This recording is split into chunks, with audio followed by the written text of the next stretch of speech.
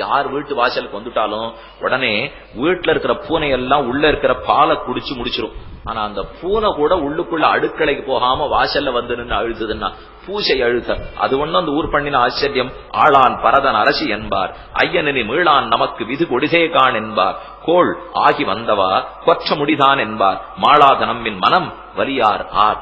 ராமன் இல்லாமல் மற்றொருத்தன் அரசாள நாமும் பார்த்திருப்போமா என்று மிக அவர்களும் சிரமப்பட்டு போக ராமனும் ஒத்தத்திற்காக நன்மை உரைக்கிறான். யாரும் கோபப்பட தேவையில்லை, லக்ஷ்மணா கோபப்படாதே, வசிஷ்டரே கோபப்படாதீர்கள், இதெல்லாம் யார் பண்ண பாபம் இல்லை, ஈஸ்வர இச்சை, அப்படித்தான் நாம் எடுத்துக்கொள்ள வேண்டும் என்று ராமன் சொல்லுகிறான். நதியின் பிழை அன்று நரும் புனல் இன்மை, அன்றைய மதியின் பதியின் பிழை அன்று பயந்து நம்மை புறந்தாள், மதியின் பிழை அன்று மகன் பிழை அன்று மைந்த விதியின் பிழை நீ இதற்கு எதனை வெகுண்டது. நதியில ஜலம் இல்லைன்னா அது நதி பண்ணின பாபமா? இல்லை. ஆகாசத்துல சந்திரன் அமாவாசைக்கு இல்லைன்னா அது ஆகாசம் பண்ணின பாபமா? இல்லை. இது இத்தனை விதியின் பிழை, ஈஸ்வர இச்சையினால நடக்கிறதுன்னு கொள்ள வேண்டும்.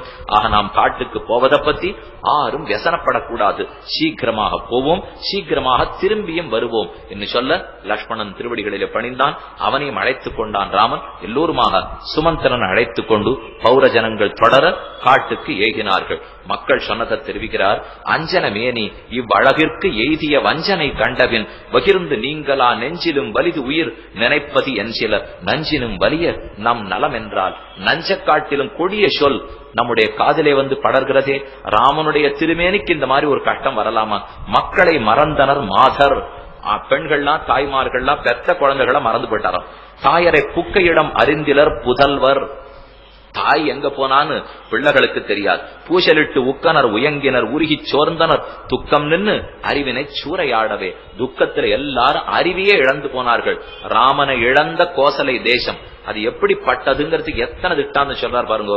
அட்டிலும் இழந்தன புகை, அகிர்புகை நெட்டிலும் இழந்தன, நிறைந்த பால் கிளி வட்டிலும் இழந்தன, மகளிர் கால்மணி தொட்டிலும் இழந்தன, மகவும் சோரவே.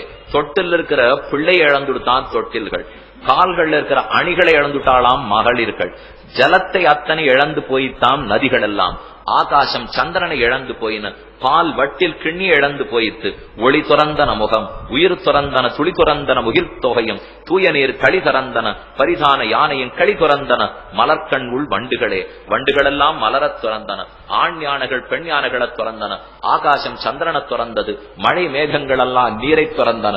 இத்தனை தூரம் வியசனப்பட்டு இருக்கிறச்சே ராமனும் வெளியிலே புறப்பட்டான். நேர காட்டுக்கு நோக்கி ஏகினான். அந்த செய்தி கேள்விப்பட்ட உடனேயே சுமந்திரன் கூட போயிருக்கான். கங்கை கரையோரம் வரைக்கும் அழைத்து போனான். ராமனிடத்துல பிரார்த்திக்கிறான், நீ இல்லாத தேரை எப்படி ராமா திரும்ப நான் ராஜ்யத்துக்கு ஓட்டின்னு போவேன், மனசை தேர்த்தி கொள்ளும், போய் தகப்பனார ஜாகிரதையா பார்த்து கொள்ளும் என்று எல்லாத்தையும் கொண்டு ராமனிடத்துல சமர்ப்பிக்கிறான். ராமன் சொன்னான், நீ வந்த அன்பே போரும் குஹ, இதெல்லாத்தையும் எதிர்பார்த்து நான் வரவில்லை என்று சொன்னவன் அன்று ஒரு இரா பொழுது குகனோடையே தங்கினான். குகன் பிரார்த்திக்கிறான், இப்பார்ப்புலாம் செல்வர் நின்னை இங்கனம் பார்த்த கண்ணை ஈர்கிலா கல்வனேன் நான், இன்னலின் இருக்க நோக்கி தீர்கிறேன் ஆனதைய செய்குவேன் அடிமை.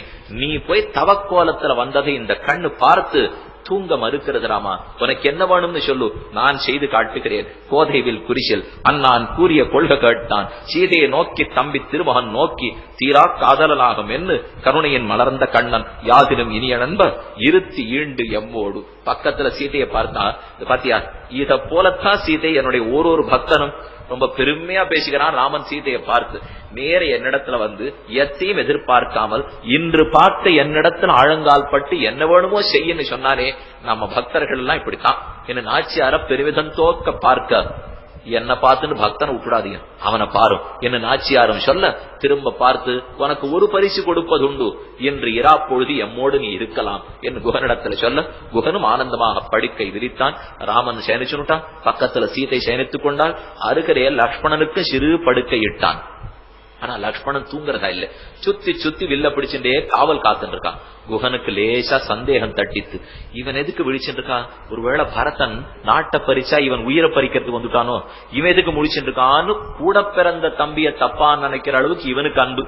அதனால அவன் பார்த்தான், இயந்தாத சுகசையா தொடர்த்தம் உபகல்பிதா, இந்த திருவடி பார்ச்சத்துல அவனுக்கு படுக்க போட்டிருக்கேன் தூங்கேன்னா. அது ஒத்துக்கல.